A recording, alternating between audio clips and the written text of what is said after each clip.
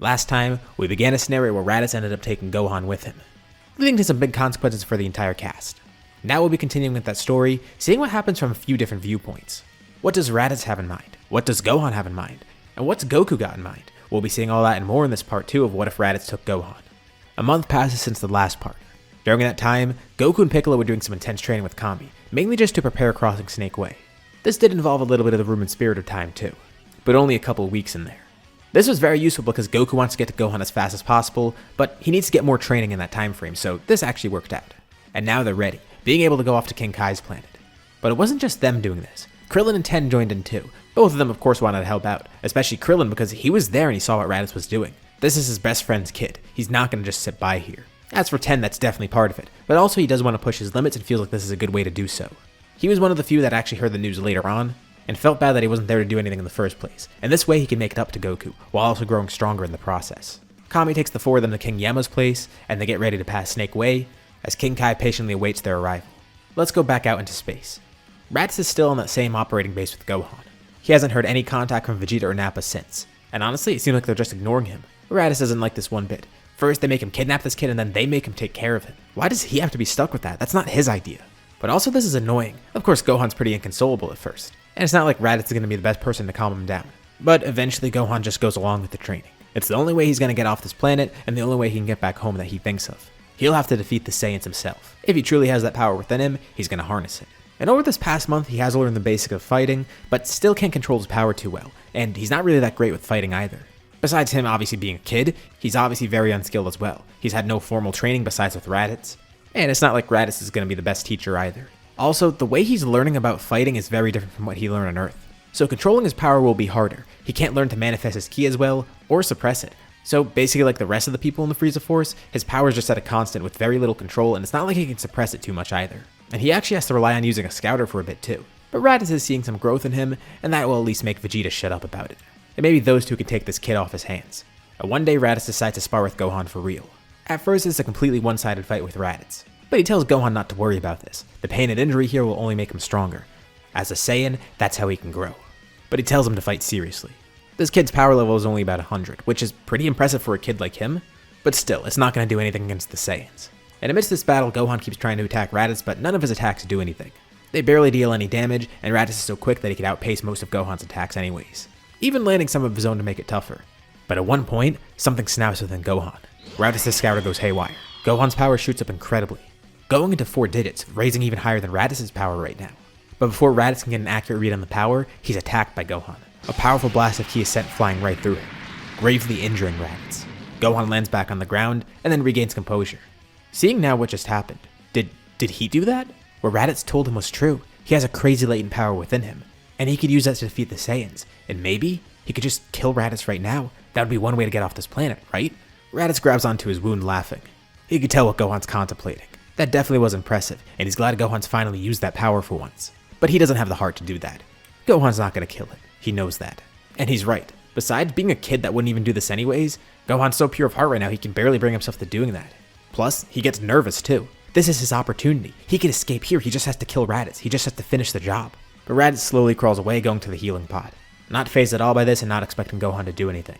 Gohan just falls to the ground and sits there. He let that opportunity get away, literally. He should have just done that. He could have gotten off the planet that way. But at the same time he realizes too, even if he did kill Raditz, he wouldn't know how to get off here. He doesn't know how to pilot a spaceship, and if he did, he doesn't know where he's going. He can't navigate that. So maybe it's good that he didn't take that opportunity. Although, had his anger blinded him any longer, he probably would have done so without even realizing it. But Raditz might also be the only way for him to get off this planet too. No one else is going to help him, and maybe, just maybe, he could break through with Raditz, build some sort of trust with him and convince him to go back to Earth. That is also kind of a long shot for him. But it is another option besides just waiting. As Raditz heals up, Gohan studies the different spaceships, trying to see what he could learn about them and maybe if he could pilot them someday. But that's going to take a while. Not long after, Raditz steps out of the healing pod. He grew a lot stronger from that, and he thanks Gohan too. He needed that power boost. And Gohan needed that fight too. It looks like it benefited both of them. Gohan asks Raditz why they brought him along in the first place. He clearly can't even control his power, and yeah, it's there, but what's the use if he can't control it at will? And besides, what are they even using it for? Are they actually going to use him to destroy planets? And Raditz lets him in a little secret. No, it's not for that. Well, maybe, yeah, that could help them look good in Frieza's eyes, but mainly, it's because they want to defeat Frieza. Gohan's definitely heard of Frieza by now and knows a lot about the Frieza Force. I mean, he technically is part of it right now. But now he's seeing the true motive of the Saiyans. They want to get rid of Frieza. And Raditz is confident. The Saiyans can claim victory here. And as for Gohan not knowing if he can harness that power, he has Saiyan blood in his veins. They could raise him like a true Saiyan. And besides, the two are blood related. He only expects greatness from his family. Gohan might even have potential to be the Super Saiyan, whatever that is. Normally at his age, Saiyans are able to take over planets. His father Kakarot was supposed to do that too. But Raditz says Kakarot turned out weak. It's their responsibility to make sure Gohan grows as a Saiyan really should. And while it does seem like he's connecting with Gohan now, he does turn to Gohan and tells him that he's not stupid. He knows Gohan probably does want to try and escape, right? Gohan seizes up and gets nervous, not too surprised that Raditz can see through that. But Raditz laughs this off. He likes that quality. He's ambitious. He's trying to be a rebel. He honestly didn't think Gohan would have it in him, especially after he didn't take that opportunity and kill Raditz. And Raditz says that it would be nice. Just desert the Frieza Force and go back home. Honestly, Raditz isn't too fond of everything either. Doing everything that Vegeta and Nappa says kind of annoys him, especially being stuck with this kid and having to raise him now. He wasn't even planning on taking Gohan in the first place, but he says Gohan should be happy. Because he was taken from Earth, he might have saved the planet. Because who knows, maybe he would have fought Kakarot, maybe he would have just wiped out the entire planet after that. So this change of plans isn't too bad. They both have their qualms with the Saiyans, and obviously with each other. But right now, it's best to just stick together against a common enemy. Gohan's in a very bad environment. He needs to get home and no one here cares that he's here. But the only silver lining is that Raditz is helping him grow stronger. And as for Raditz, Gohan's helping him grow stronger too. And maybe the two of them could stand up against the other two Saiyans one day. Or at the very least, Raditz can get rid of Gohan, having the other two Saiyans taking care of him. But hearing more about this Frieza guy, Gohan is a little bit nervous. He tells Raditz he can't help, especially with how strong Frieza sounds. He gets why they brought him here, but isn't it kind of a long shot to rely on his power? Even if he does have that potential, how do they know it'll be enough? Why does he need to be here? Why can't he go home? And Raditz tells him this is for his own good. He thinks it's ridiculous too, honestly. Sure, Gohan might have good potential, but it'll take years to realize that. And he does agree, he doesn't think it will reach Frieza's level. But he does know the Saiyans have no limits, they have insane perseverance, and great pride. He has to at least believe in that. Maybe Vegeta and Nappa do know what they're doing, or maybe their plan is just as idiotic as Raditz thinks. But what are Vegeta and Nappa up to? Right now, they're still on the road out in space, doing some random missions like usual. Vegeta and Nappa are kind of having the same thoughts. Gohan was really a last resort for them. If Vegeta wants to take over this army, they're going to need to build up the ranks somehow. No one in this army, especially Frieza, likes the Saiyans. It's really just them that have to stick together. And now they have another Saiyan with them, but he probably doesn't even want to be there. And worst of all, he's a kid. But at least that's Raditz's problem now. They don't even really need Raditz with them at the moment. Hell, if they try to take over the Frieza Force, they don't even know if Raditz would be that helpful. What they're doing is a long shot, but in Vegeta's eyes, it's not really a bad deal. Worst case, Raditz wastes his time with Gohan, and nothing of value is lost to them.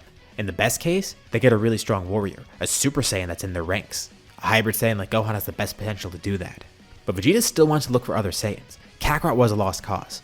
And even if he did join them, they don't know if Kakarot would even be strong enough. He's even weaker than Raditz. But they still wonder if there's other Saiyans out there. They've been chasing different rumors about Saiyans too, because there probably aren't any left. So they go to the mythical stuff that they know about the Saiyans. Although Nappa does have some other ideas too. He suggests they recruit Vegeta's brother, because Vegeta has mentioned Tarbell before, although Vegeta thinks that he's way too weak to join them, and they have no clue where Tarbell is in the first place. Well, what about trying to recruit Kakarot again? They know where he is, and yeah, even though he's weak, it wouldn't hurt to have another Saiyan with them. Vegeta still doesn't really like the idea, especially because Kakarot didn't have the mentality of a Saiyan.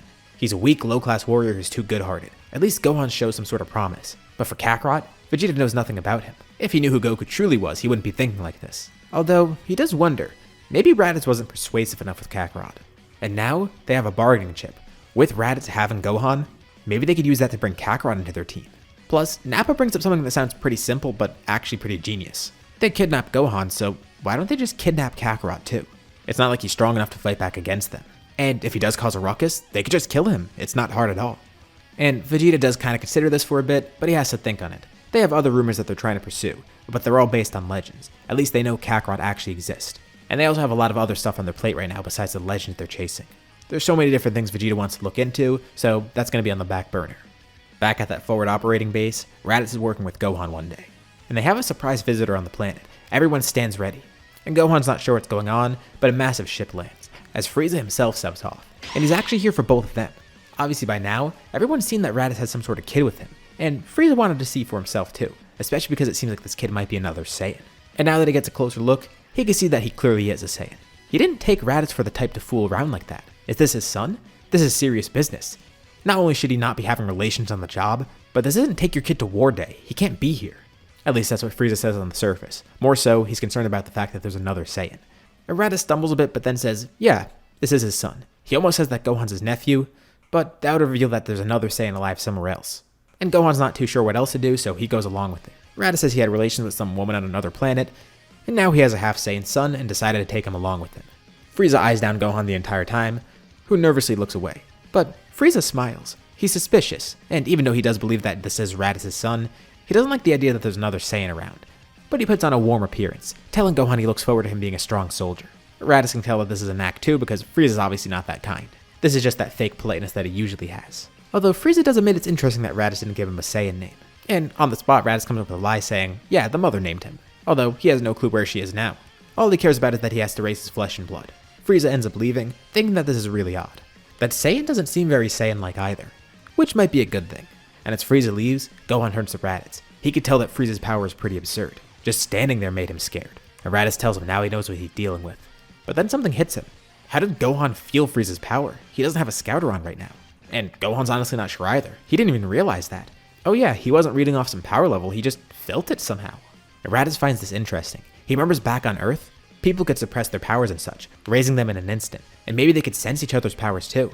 This might be an ability that Kakarot had. One that was passed down to Gohan and is now instinctive. Especially because he did it solely on accident. Interesting. This kid is way more intriguing than he thought. And Raditz contacts Vegeta and Nappa not too long after, giving them an update. Still unsure of where they are or where they're going. And the two say they will return soon enough, but they just have one more pit stop to make. For both their sakes, they hope Raditz did a good job training Gohan. Gohan hasn't gone on any missions because Raditz knows that won't work, but Gohan has fought a bunch of Cybermen here, and obviously they've been training together. He's grown pretty powerful so far. Well, that's good to hear at least. Vegeta tells him to keep it up, and then hangs up, not letting Raditz talk anymore. And Raditz is clearly angered, cursing it all. He hates being ordered around and looked down upon by those two. He's stuck with busy work here and they don't even care to help him. He doubts they even had a plan in mind in the first place. Still wondering why he even had to take this kid with him. And Gohan butts in, asking why Raditz seems so upset. Wondering why Raditz still works with them even though he seems displeased. And Raditz tells Gohan to quiet down. But he doesn't really have a choice. The two of them are both in their own hopeless situations, being ordered around by people that they don't want to be ordered around by. But it's not like they have the power to do anything against it. At least, not just yet. They both don't need to be here. And then Raditz looks back at Gohan, telling him he knows what game he's trying to play. He could see through it. But Gohan is right. And Raditz does get an idea from Gohan. He knows what Gohan's trying to do. He's going to get stronger than escape on his own. Well, why doesn't Raditz just do the same with Vegeta and Nappa? Maybe the two of them can do that together.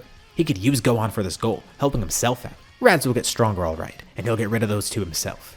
Defeating Frieza was a ridiculous idea in the first place, and it's probably impossible. They could just desert this army. Gohan continues learning to fight, with Raditz exploiting Zenkais from Gohan taking his anger out on him. Although at some point he does get too strong to keep doing that. Vegeta and Nappa keep growing too, although at a slower pace because they're just getting experience from missions. Gohan's seeing some great gains as well. He can control his power, he's learning more to use his ki instinctively, and maybe some of that's going to rub off on Raditz. He's even learned how to control his Grade 8 form. And all the while, Goku, Piccolo, Ten, and Krillin learn a lot from King Kai. On Earth, Bulma even completes her ship too, including a gravity chamber. It's ready to go when everyone else is. She even installed the Dragon Radar right into the tracking system, so they can navigate directly to Gohan, not knowing that the Dragon Ball was discarded on that planet. They assume the Dragon Ball is going to stay with Gohan, although at least for now, they could track whatever planet he's on currently. As everyone continues their own different preparations, this is where we'll leave off for now. What'd you guys think about this part? What's going to happen next time? Leave your thoughts and suggestions in the comments below. I'd love to see what you guys think. As usual, be sure to drop a like and subscribe if you haven't already, especially if you want to see more parts of the series or if you just want to help out the channel. Anyways, thank you all for watching, and I'll see you all in my next video.